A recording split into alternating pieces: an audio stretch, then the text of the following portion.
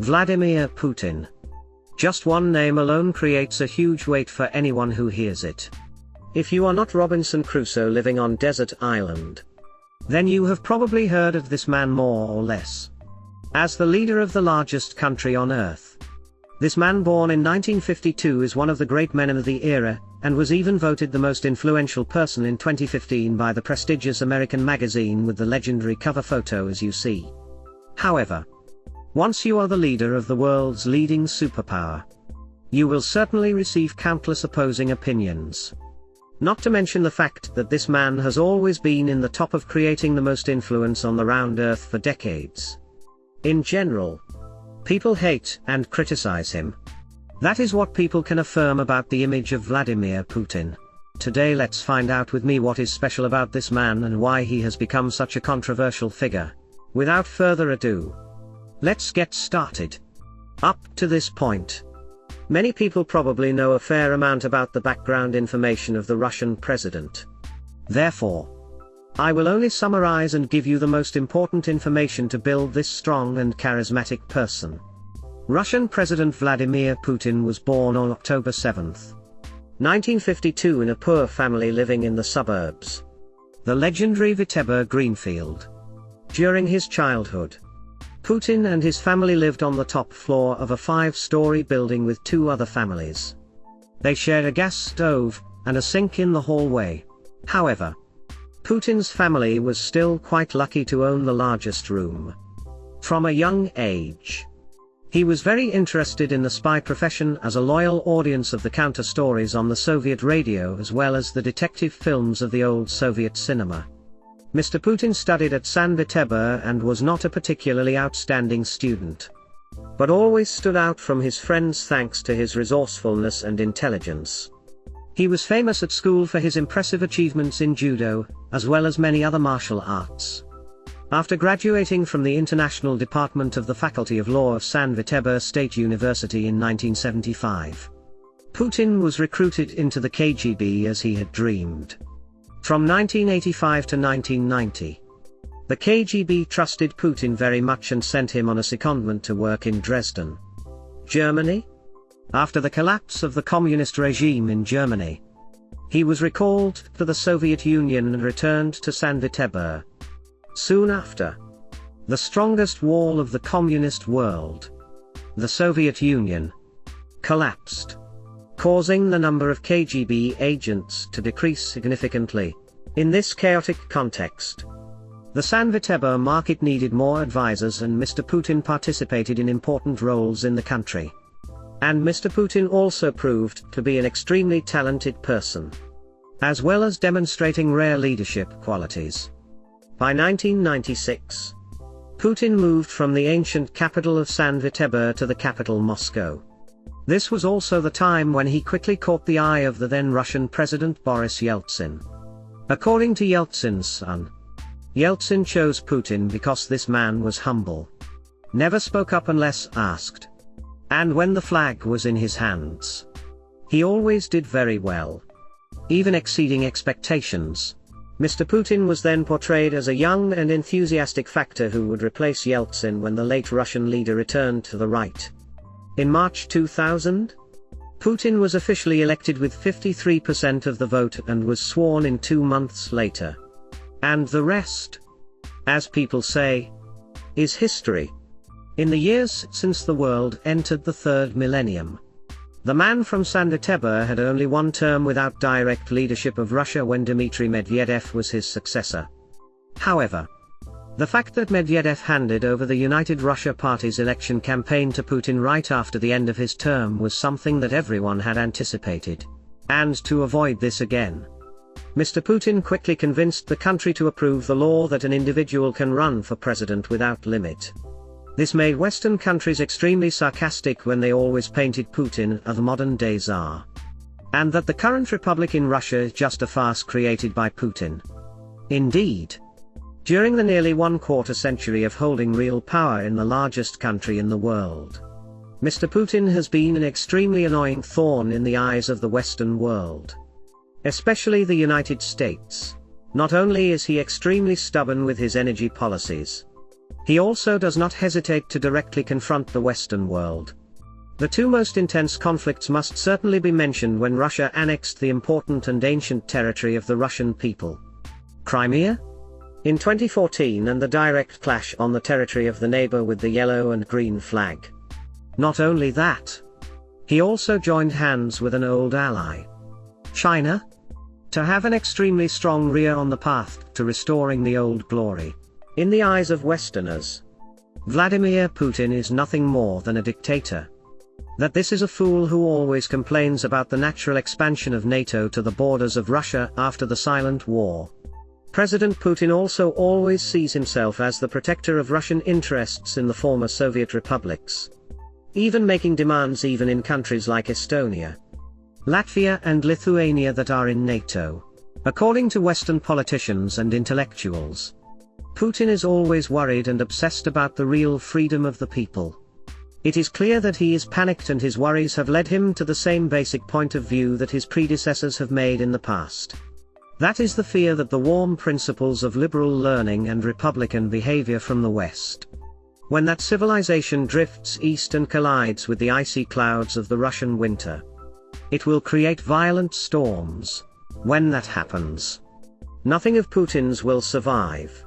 In short, they believe that the danger to Russia, or more specifically, in Putin's eyes, is external and ideological rather than internal and axial.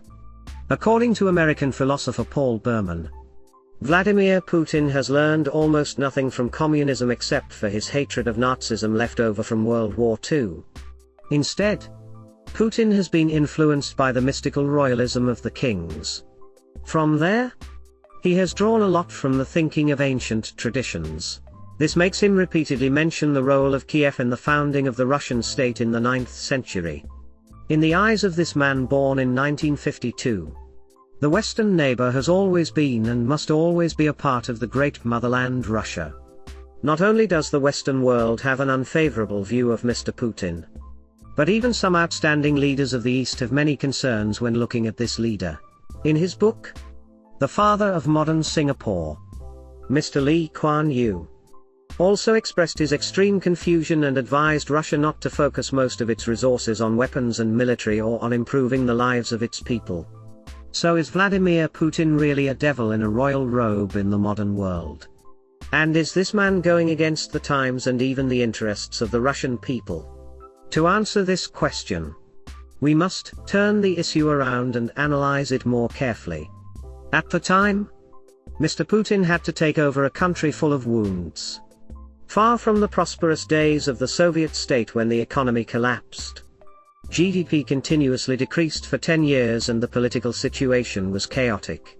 The country was divided, with regions demanding independence, while oligarchs intervened in politics to decide elections. But Putin almost single-handedly steered the ship that seemed to be sinking back to its original orbit. During Putin's first and second terms, the state regained control of the economic levers, maintained order, and restored the structure of state power. Along with these achievements, the government initiated reforms, including reforming the military, reviving industry, fighting corruption, and rectifying local leadership. In addition, Russia's military strength has demonstrated the country's growth. Under Putin, Russia has restored its geopolitical position in several regions of the world. Russia's role and position are increasingly enhanced through many international events, from resolving conflicts in world hotspots to successfully organizing the 2018 military parade. Economically, before President Vladimir Putin took office, Russia's average gross domestic product per capita reached $9.889. This figure tripled in 2017, at $27.900. When President Putin was elected in 2000, Russia had only $12 billion in foreign exchange reserves, accompanied by a public debt almost equal to the country's economic output at 92.1%. But the situation has gradually changed after 18 years. Currently, Russia's public debt has narrowed to 17.4% of GDP and foreign exchange reserves have increased to $356 billion. Low public debt and growing foreign exchange reserves helped Russia overcome the economic crisis in 2008 and the recession in 2014 to 2016 due to falling oil prices and European sanctions. Currently, Russia is in a difficult situation due to heavy sanctions from the US. But the move to cooperate strongly with China is showing certain results. Okay. Now we come to the most prominent and controversial issue of this man. It is nothing more than a passion for military development rather than the economy. If we follow Mr. Lee Kuan Yew's words, it is clear that this is preventing Russia from developing according to its huge potential. I am just a YouTuber and certainly my understanding cannot be compared to that of Prime Minister Lee Kuan Yew. Therefore, I would like to quote Putin himself in response to the comment of his Singaporean colleague that Russia is not Singapore and cannot apply the model of this tiny island nation. If you are a person who studies geography and history a little, you will see that this saying carries a huge weight. Yes. Ladies and gentlemen, Russia is the largest country in the world, with a long and glorious history and national pride that few nations can match. These three pillars that have defied time are what have supported the great motherland Russia throughout its thousands of years of existence. With 17 million square kilometers from the Pacific Ocean to the Arctic Ocean, while having a relatively modest population of less than 150 million people. The need to invest in weapons to protect the territorial borders left by our ancestors is extremely necessary. History has clearly proven that their resource-rich country has always been watched by small foreign powers. So they cannot stand still and endure the pressure. Not only that, Russia's vision is not simply a rich people and a strong country like many other countries. This nation has always aimed to become a powerful superpower, worthy of the position of the greatest nation in the world. That is why Mr. Putin understands that Russia cannot be weak, especially in the military. Every time Russia's voice resounds on the international stage, it makes everyone terrified. Not simply ignore it. That is the vision of a talented person leading a great nation. We can see that Singapore, except for personal income, has nothing that can be compared to Russia.